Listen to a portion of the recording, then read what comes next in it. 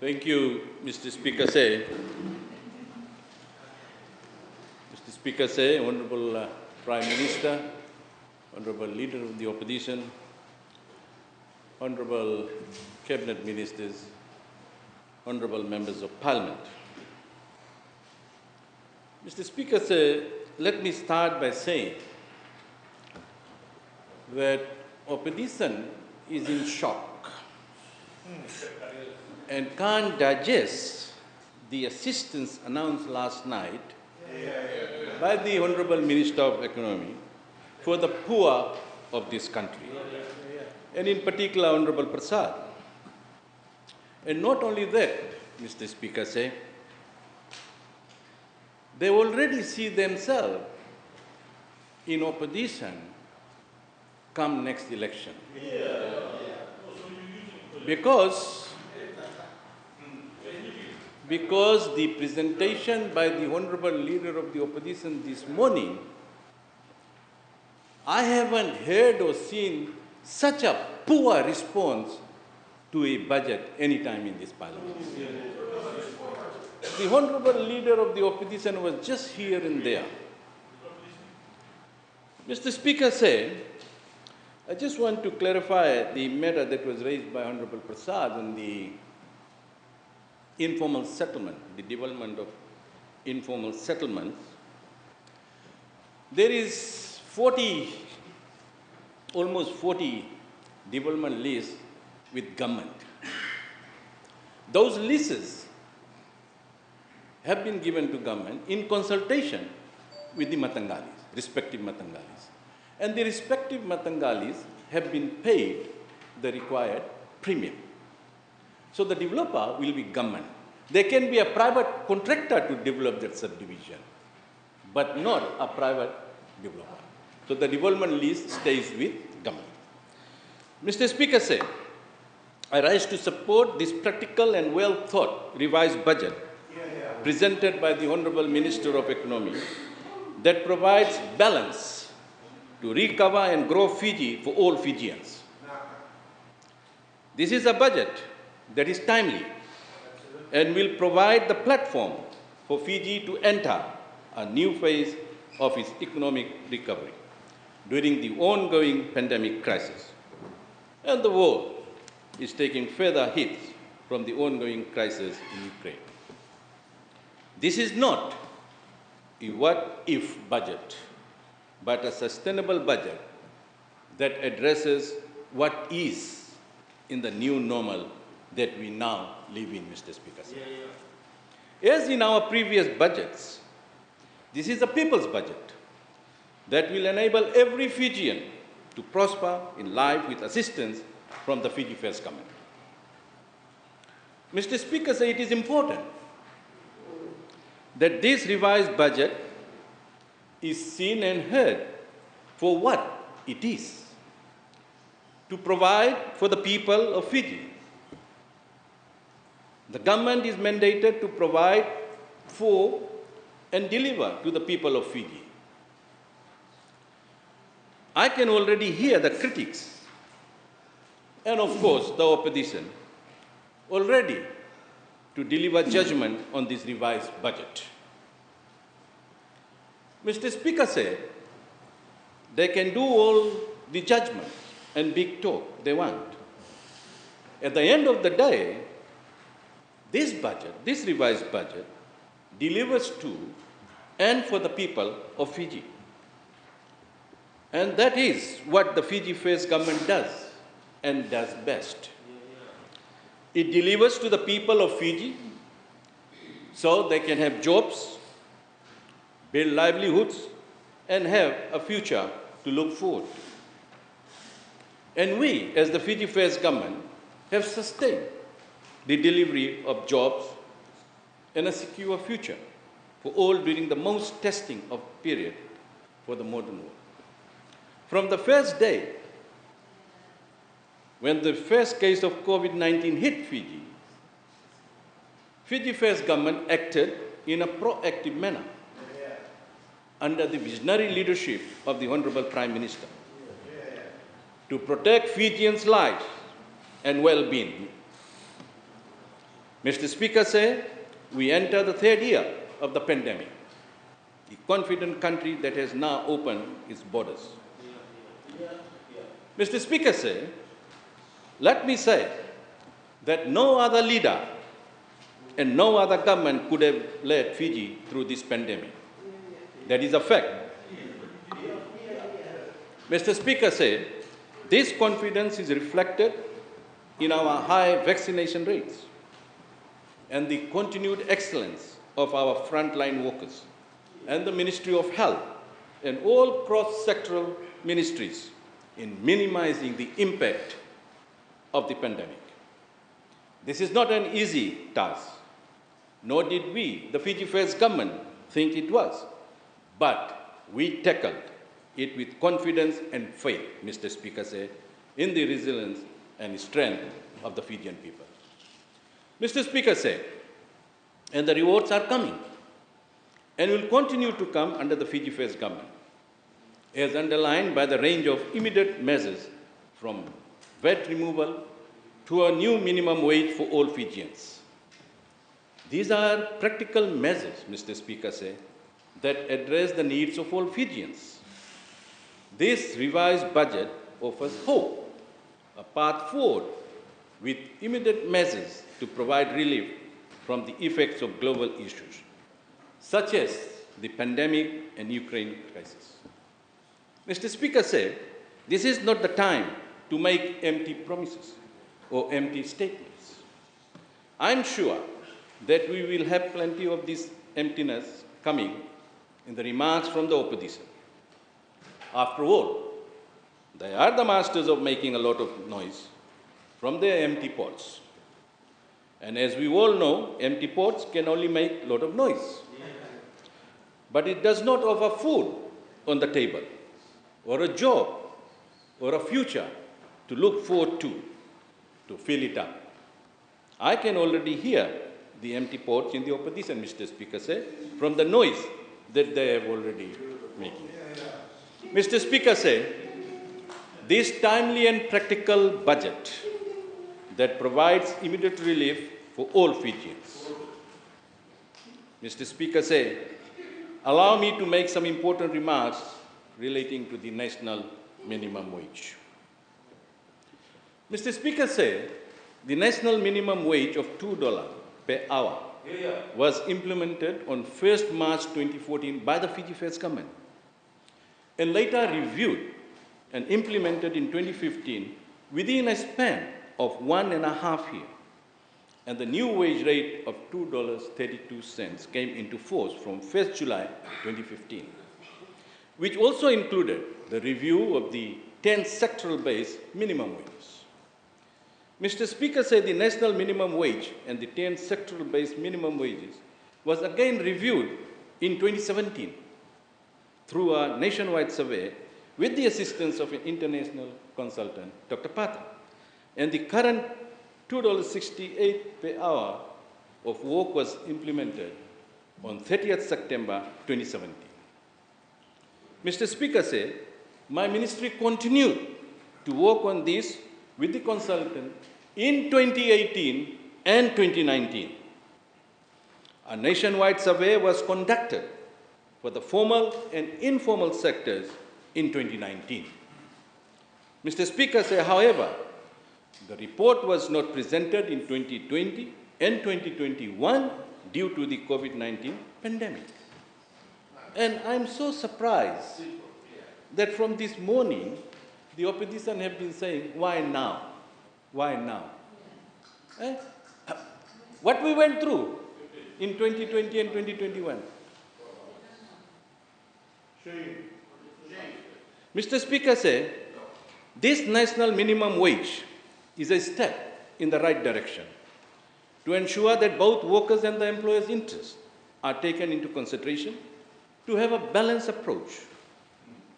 The review undertaken by the consultant was to ensure that we continue to work in the best interest of all Fijians, workers and employers. Mr. Speaker said, the implementation of the national minimum wage and the sectoral-based minimum wage will provide a framework and time frame for employers and workers in ensuring that we have a uniform approach on the implementation of the national minimum wage. This will see a gradual increase from $2.68 to $3.01 to be effective from 1st April 2022. The second increase from $3.01 to $3.34 effective from 1st July 2022. The third and the fourth will increase from $3.34 to $3.67 and from $3.67 to $4 effective from 1st October 2022 and 1st January 2023. You know, in one of the consultations I said, because that time I read in the media somebody was saying $5, $6. I said in the consultation, if we say even $8, the opposition will come by saying $8 or $9 or $10. But we have to be realistic and we know what we are supposed to do. Mr. Speaker said, this will provide a historic increase in real wages for all Fijian workers. And it is only possible because we in the Fiji First government remain committed to ensuring a fair and a timely review and implementation of national minimum wage. Mr. Speaker said, the 10th sectoral job classification is decade-old and needs reform to reflect the current industry needs and the market realities, to ensure employers pay the right skills and job classification. For example, the wages for the manufacturing industry. Regulations currently has 2 job classifications, that is, any other worker and casual worker. Mr. Speaker said, this will help rise the productivity, increase new employment opportunity, such as quality controller, machine operators, and etc. To improve industry performance. The National Minimum Wage Review is useful in providing recommendations to replace and modernize such outdated mechanisms, Mr. Speaker, say, with more relevant and practical classification to move the Fijian people and the economy forward. Mr. Speaker said, the new minimum wage rate will ensure that the minimum social protection is accorded to our workers in consideration of the current economic realities. Mr. Speaker said the national minimum wage and the sectoral-based minimum wage review is to ensure decent wages for all workers while balancing the employer's ability to pay. The Fiji First government has done this to ensure that no one is left behind. Mr. Speaker said, my ministry and the consultant conducted a nationwide consultation from 28th February to 5th March 2022 Fiji-wide.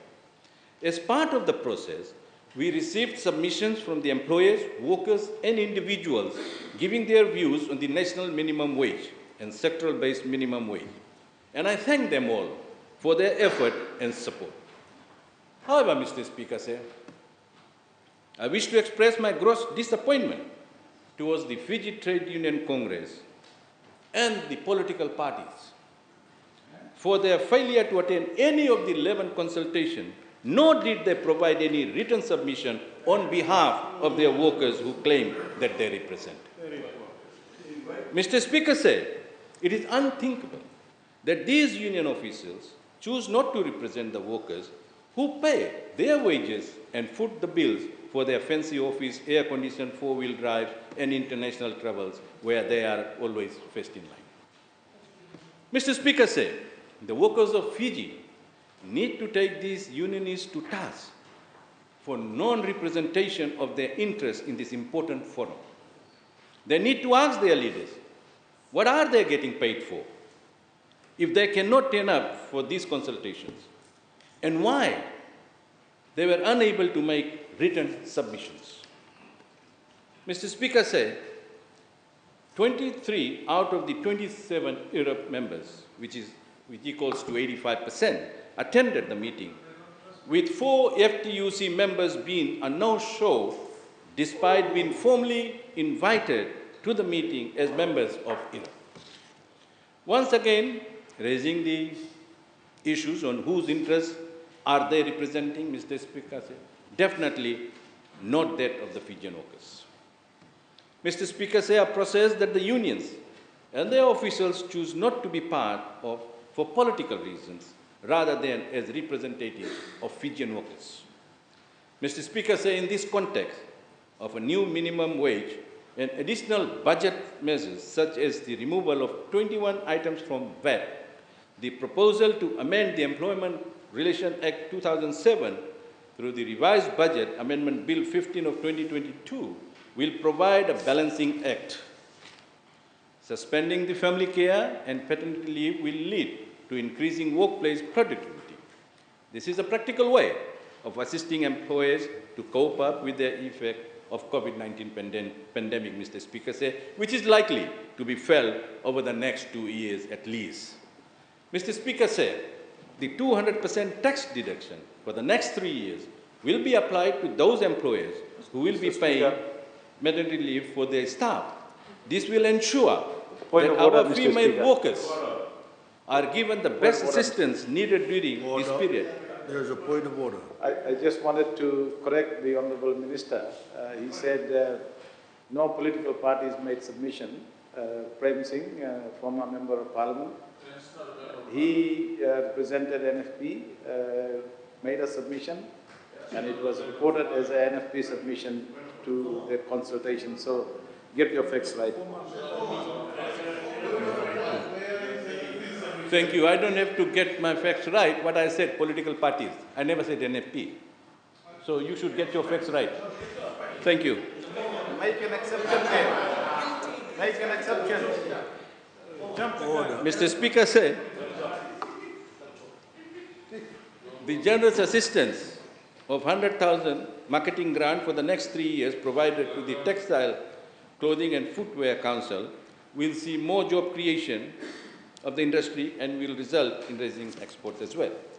Mr. Speaker, as part of my ministry's contribution towards our economic recovery, and as highlighted by the Honourable Minister for Economy during the last night's budget address, the Honourable Prime Minister's visionary leadership in making a bold decision of no jab, no job policy at the height of the pandemic is bearing fruits, now through our labour mobility program. Our Bala partnership, Mr. Speaker, with the Australian government has resulted in an influx of current and new Australian approved employers now tending to Fiji for Fijian citizens for employment opportunities. Mr. Speaker, as of now, a total of around 4,500 Fijians are in Australia and New Zealand under the Pacific Levi Scheme and Seasonal Work Program. This shows that the scheme is not a stopgap, Mr. Speaker, or band-aid fix, but is a sustainable long-term means of providing meaningful, highly paid jobs with upskilling opportunities, Mr. Speaker. And we are thankful for our Australian and New Zealand neighbours for the continued expansion of these schemes. Mr. Speaker, on this note, I thank the current participants for creating a good impression of the Fijian labour force, not only by being productive and model workers, but by contributing to their local communities as witnessed in the high-profile coverage of Fijian workers providing voluntary services to help the flood victims in northern New South Wales in Australia. Projections in Australia point to well-paying and long-term demand for Fijian labour, and the good reputation of our workers will ensure that we remain big contributors of this workforce in the years to come, Mr. Speaker. Mr. Speaker, to improve the workplace innovation and promote productivity in the country, the National Productivity Commission will be established. As mentioned in our 15-year National Productivity Master Plan, there is a genuine need of the Commission to raise the profile of the productivity movement and for a right approach in addressing all the factors affecting the productivity. Mr. Speaker, this Commission will set directions and advise the government on the measurement and improvement of productivity in Fiji. The Ministry is thankful for the allocation funds for the establishment of the Productivity Commission. My Ministry is liaising with the International Labour Organization for their expert advice and assistance towards the establishment of the Commission to oversee the productivity agenda in the country, Mr. Speaker. Mr. Speaker, I thank the allocation of the Ministry of Youth and Sports. It will allow us to continue valuable work in areas like National Youth Training Centres and through the Youth Farm Initiative Program. Mr. Speaker said, the Ministry of Sports continues to work with all stakeholders, in particular the national sporting bodies, to move the sports forward. We are all familiar with the value of sport to our health and wellness, especially during these times of crisis. But we must not forget the high economic value of sports. And this is an area that continues to grow, not only through player remittance, but through increased sports sponsorship, Mr. Speaker said. And this means, Mr. Speaker said, taking a more corporate approach to sports where government and private partnerships are the key to growing our sporting bodies. This is no longer the age of sports organization at the elite level, relying on ad hoc support, Mr. Speaker said. We have to provide structure and have a business model to sustain such sporting ventures. Mr. Speaker said, as the Honourable Minister for Economy has highlighted that in 2021-2022 revised budget, government will allocate the first investment of 3 million, which is equals to 25.5% shareholding in the CRL, which was established by the Fiji Rugby Union to own and operate the new Super Rugby franchise. And we welcome the announcement that the additional 3 million will be undertaken in December to secure the total 51% shareholding. Mr. Speaker said, and I must say, that this investment will be money well spent, as the Fijian tour and the table-topping Fijian tour sites are already becoming household names in Australia and across the region.